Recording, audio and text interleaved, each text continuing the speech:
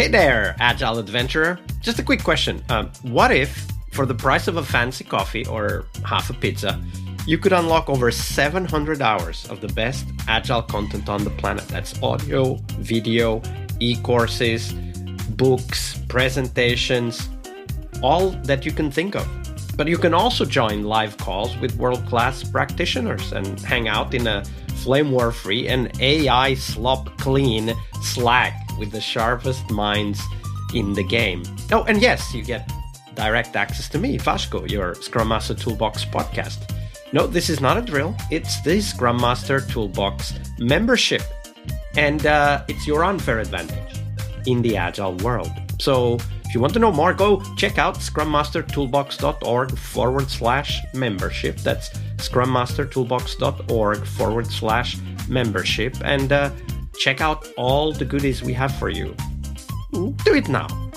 But if you're not doing it now, let's listen to the podcast.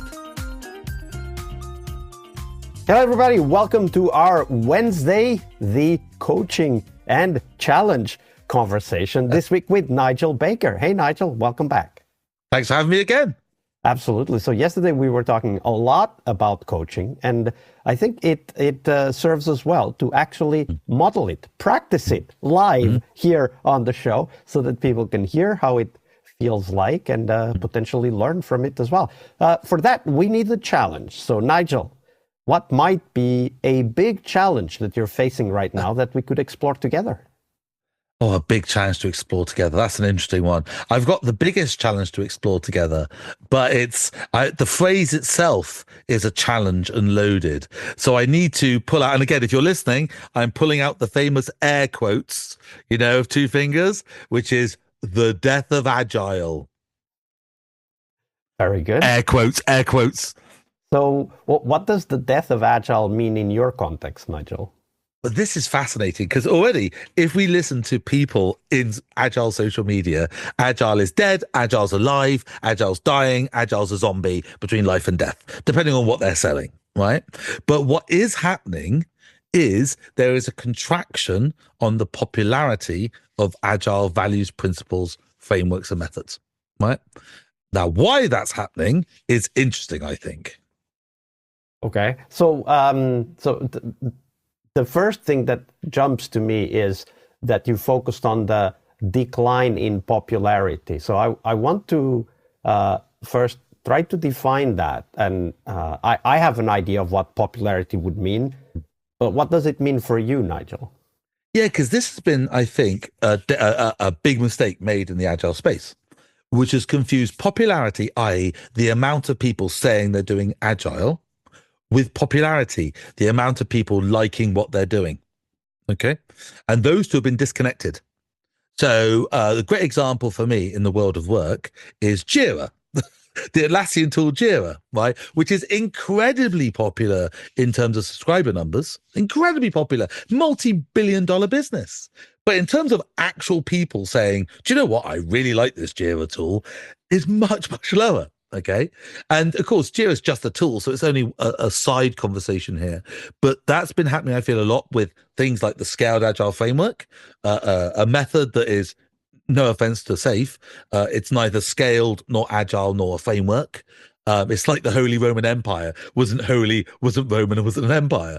But happening in Scrum as well. And that's been the big fear for me. I've been a huge fan of Scrum for so long, and seeing people just hate Scrum or be disinterested in Scrum is a real concern for me. Yeah. So I really like how you differentiated the popularity of use. So how often and what's the percentage of teams using that particular approach versus the popularity in terms of social media. And I would like to, if you're okay with it, that's a proposal. I would like to focus on the popularity of use rather than the popularity in social media. Not because it's not important, of course it is, but rather because we have limited time, and I would rather focus on something that actually will help me tomorrow when I go back to work. So do you agree with that? Should we focus on the popularity of use? Yeah, very much so, yeah.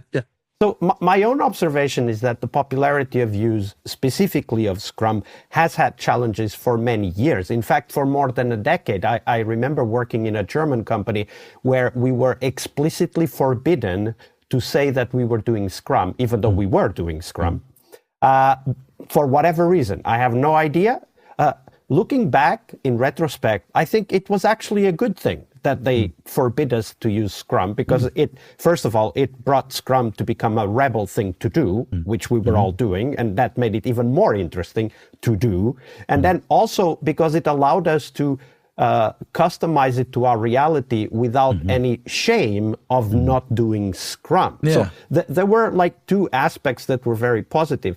And as I look to the teams that I interact with on a regular basis, I think Scrum is still the default that everybody uses. Now, you might call it Scrum Bot or whatever, but I still see the popularity of use being quite high, even though in some cases they might not be allowed to use the word Scrum to describe what they're doing. Yeah, very much so. Yeah, but it's this is where things get really, really interesting for me, right? In terms of what we're talking about here, right? Which is like when we talk about something like Scrum, right? So Agile is dead, Scrum is dead, right? But and that can be fine. That can happen. The world is moving constantly. We're learning new things, right?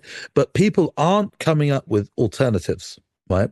What's happening in the world of work is there is a lot of, I would say, decay back. And I'm not talking about back to waterfall, past that, back further to what I would call feudalism.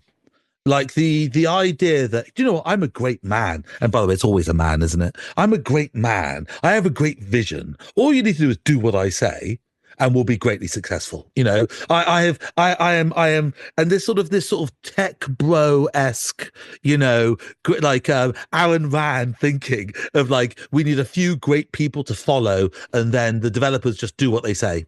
You know, so it's not so much the death of Agile that's killing me or death of Scrum. It's the death of things like empowerment, the death of things like empiricism to a certain extent, actually learning what people want. Those are the things that frighten me in work, because the consequences are not that, oh no, I can't be an Agile coach anymore. It's like companies are going to car crash. Okay. But just coming back one step. So many years ago, I realized that, and again, the people who know me will know exactly what I'm going to say, right? And they'll now be laughing because I talk about this all the time, right? But about 20 years ago, we were having a discussion about Scrum in the Scrum Alliance, okay? We were having a big discussion about Scrum, about effectively, what is it? This is before the Scrum Guide. This is before when each book that came out was slightly different. And what happened was a lot of people had different interpretations of what Scrum actually was. And what I said was, look, I made a joke, which is the worst thing you can do online is make a joke in text format. Because I made a little sarcastic little post on our forum and people took it 100% seriously.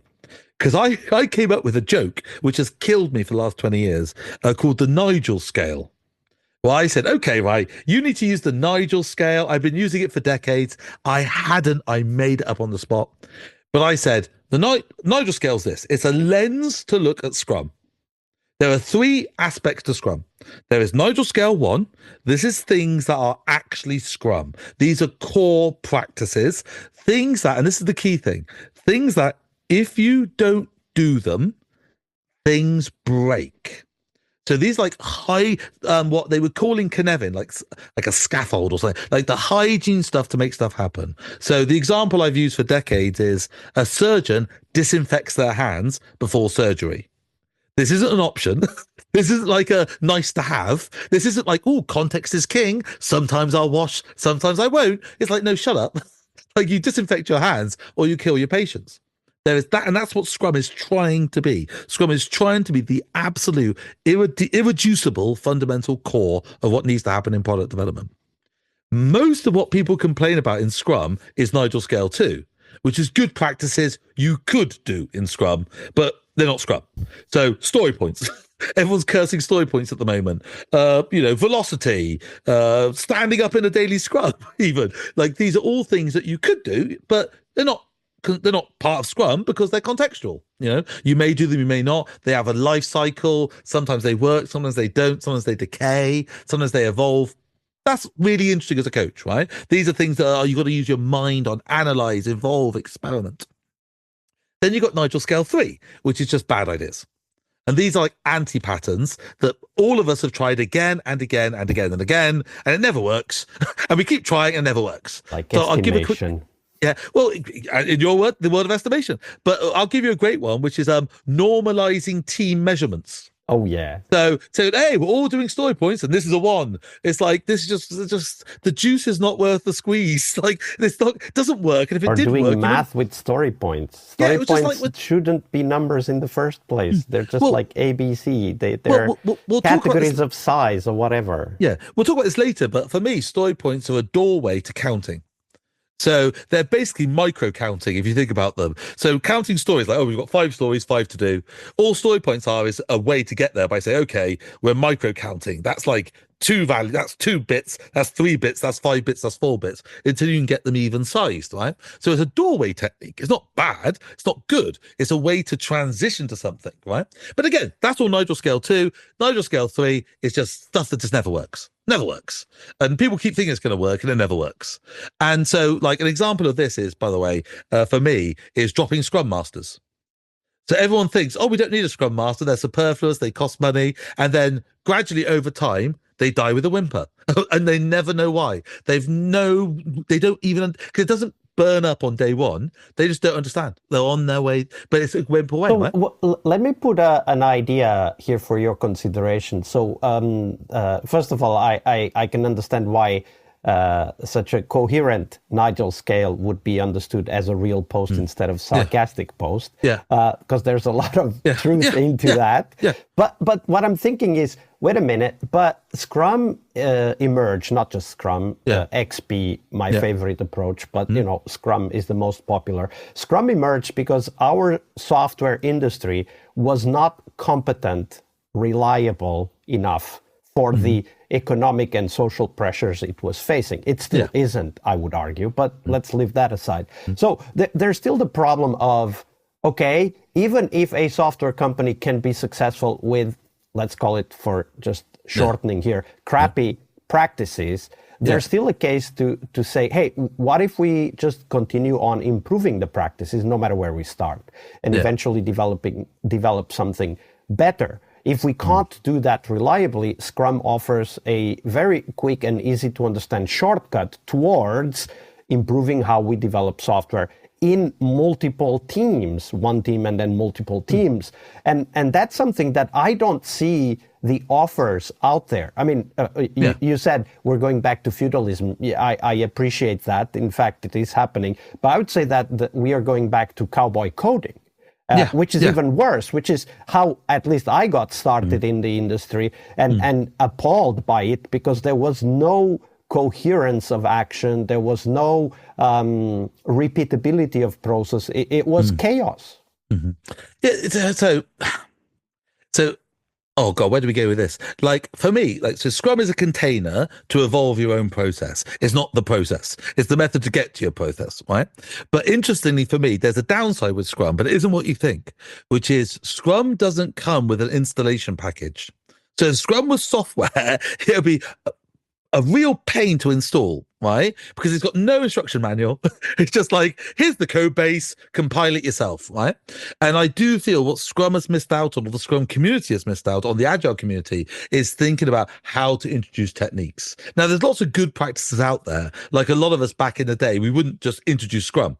What we would do is build a backlog of all the changes and gradually introduce Scrum change by change, evolving the process. So whatever your process was, it evolved up. And that got a bit forgotten when Kanban turned up. But that's how Scrum was introduced. There was an evolutionary process, but it was never written down really. Like no one ever, it was part of the knowledge of the community, not necessarily part of Scrum. Right.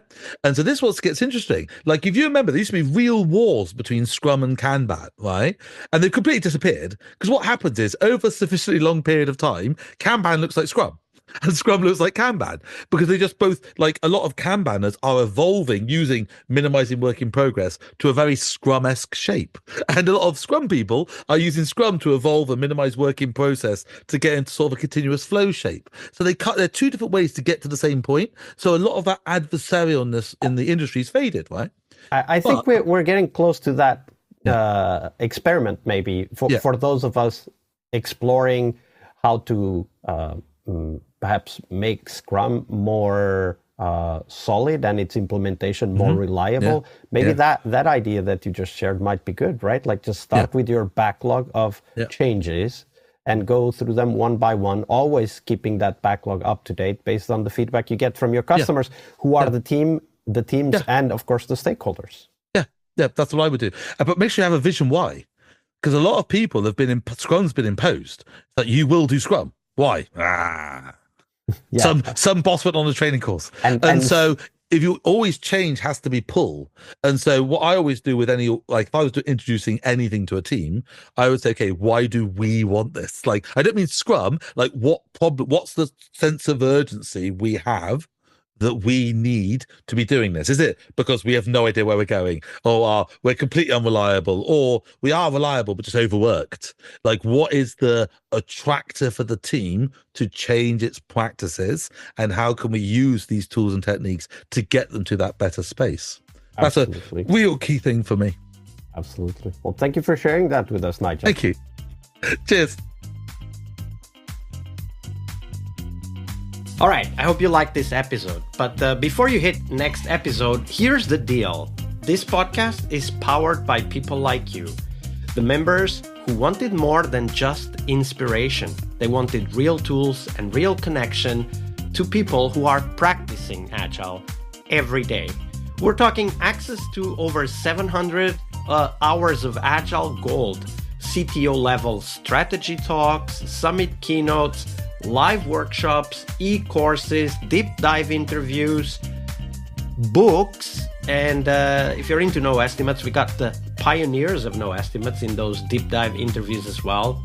Agile business intelligence, creating product visions, coaching your product owner courses, you name it. You'll get invites to monthly live Q&As with Agile pioneers and practitioners, plus a private Slack community, which is free of all of that AI slop you see everywhere, and of course, without the flame wars. It's a community of practitioners that want to learn and thrive together. It's the best place to connect with community and learn together. So if this podcast has helped you before, imagine what you will get from this podcast membership. So head on over to scrummastertoolbox.org/membership and join the community that's shaping the future of Agile. And we have so much for you. So check out all the details at scrummastertoolbox.org/membership, because listening is great, it's important, but doing it together, that's next level. I'll see you in the community Slack.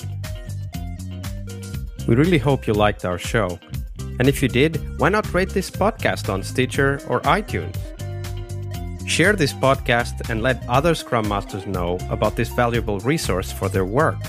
Remember that sharing is caring.